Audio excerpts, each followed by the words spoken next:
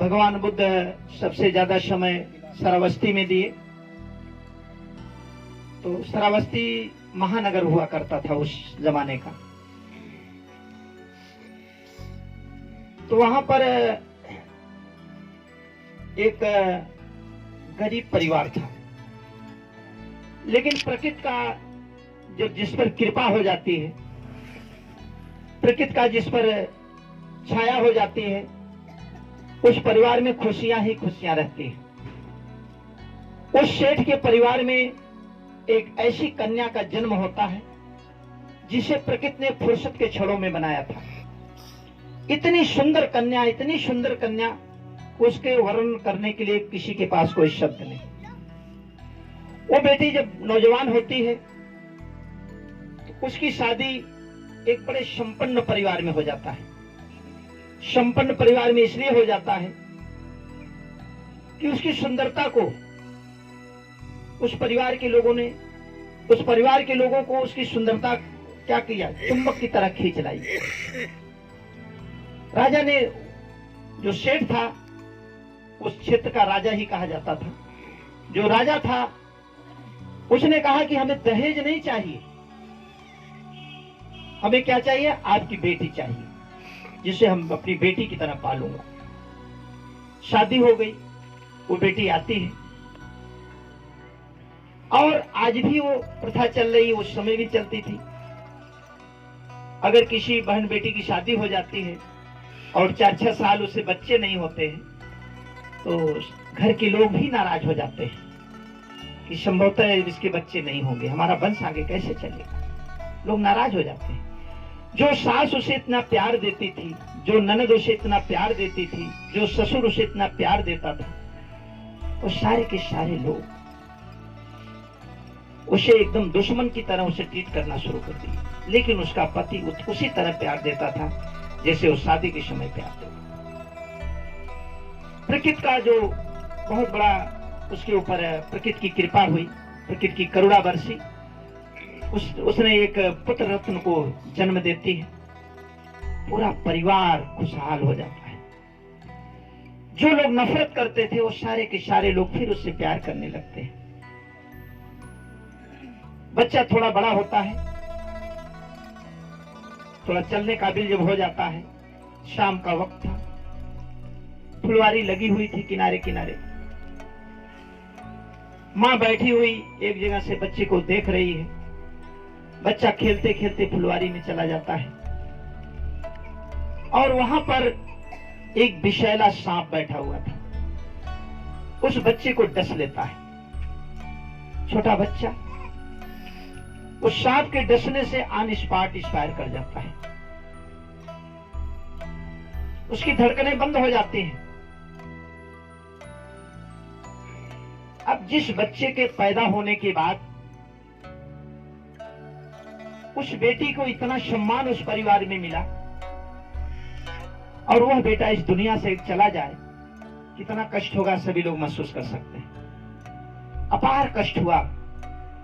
उस बेटी ने अपने बच्चे को उठाया, लोगों ने डॉक्टर के पास ले जाकर के, वैद्य के पास ले जाकर के कहा इसको चेक करा दें। चेक कराया गया तो उसने कहा कि डेड बॉडी है। परिवार के लोग, पड़ोस के लोग, सारे लोगों ने कहा तेरा बेटा मर चुका है, इसे दे दो, इसका अंतिम संस्कार कर दे। वो बेटी इतना दुखियारी थी, कोई निर्णय नहीं ले पा रही थी। उसने कहा नहीं, मेरा बेटा मरा नहीं, मेरा बेटा सो गया है, कोई मेरी बेटी को जगा दे। पागल हो गई। बच्चे को सीने से लगाए, पूरी रात बिताया।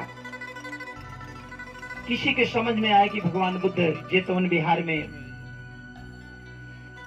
विराजमान है, यदि बेटी वहां तक अगर पहुंच जाती तो भगवान बुद्ध इसके लिए कोई रास्ता बता देते, इसका कल्याण हो जाता, इसका मंगल हो जाता, ये दुख मुक्त हो जाती।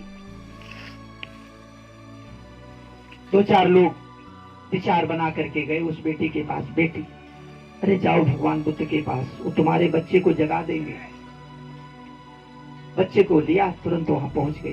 भगवान के सामने बच्चे को लिटा देती है, हाथ जोड़ करके भगवान से निवेदन करते हैं, भगवान लोग कहते हैं तेरा बेटा मर गया है। भगवान मेरा बेटा मरा नहीं है, मेरा बेटा सो गया। भगवान मेरे बेटे को जगा दीजिए। भगवान अपनी चित्त की चेतना से जो भी दुखियारी आता था उसके चित्त की चेतना को देखते थे, इसके चित्त में क्या चल रहा है, कैसा दुख है। उस दुख को दूर करने का भगवान ऐसा रास्ता बताते थे। बहुत सारे दुखियारी लोग भगवान के सामने आए, सबका दुख दूर भगवान ने किया। भगवान ने देखा कि ये बेटी समझ नहीं पाएगी मेरी बात को।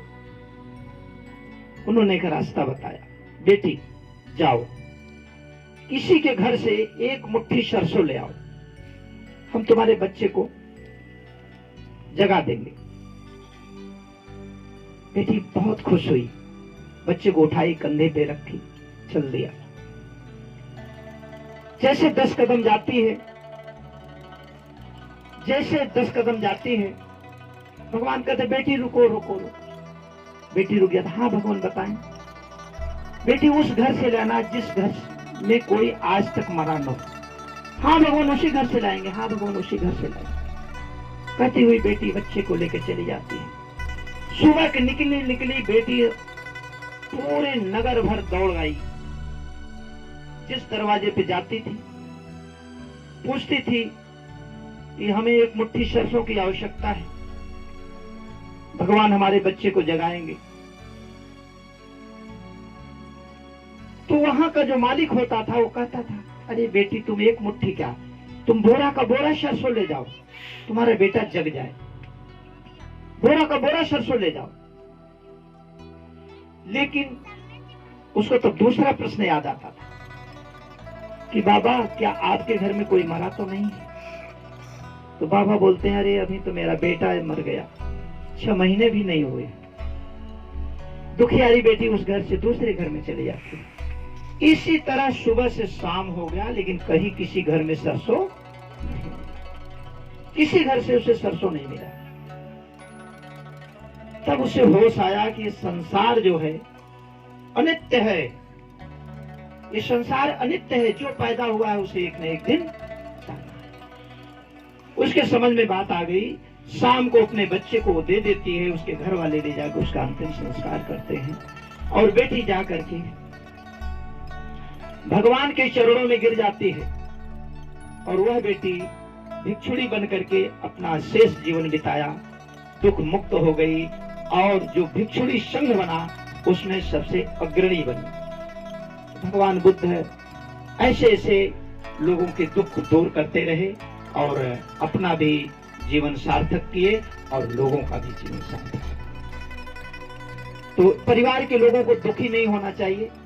हम इतना रोए हैं पूर्वजों के मरने के बाद, अगर उसके आंसू को इकट्ठा किया जाए तो बहुत बड़ा समुद्र बन जाएगा।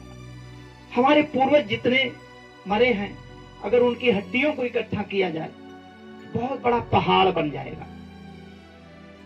तो रोने से क्या कोई वापस आएगा? क्या कोई आता नहीं। अगर रोने से कोई वापस आ जाता तो परिवार के लोग ही नहीं, मोहल्ले भर के लोग मिलकर के रोए, वापस आ जाता है कि नहीं?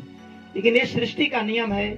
इसी अनित्यता को भगवान बुद्ध ने अपने शब्दों में कहा, अनिच्चावत संखारा उपद्रवे धम्मिनो उपजित्वा निर्जन्ति ते संगोपशमो सुखो। जो इस चीज को जान गया उसके जीवन में कभी दुख नहीं आएगा, उसका जीवन ही सुखमय हो जाएगा। इसलिए इस चीज को जानना अति आवश्यक, हर व्यक्ति को जानना चाहिए।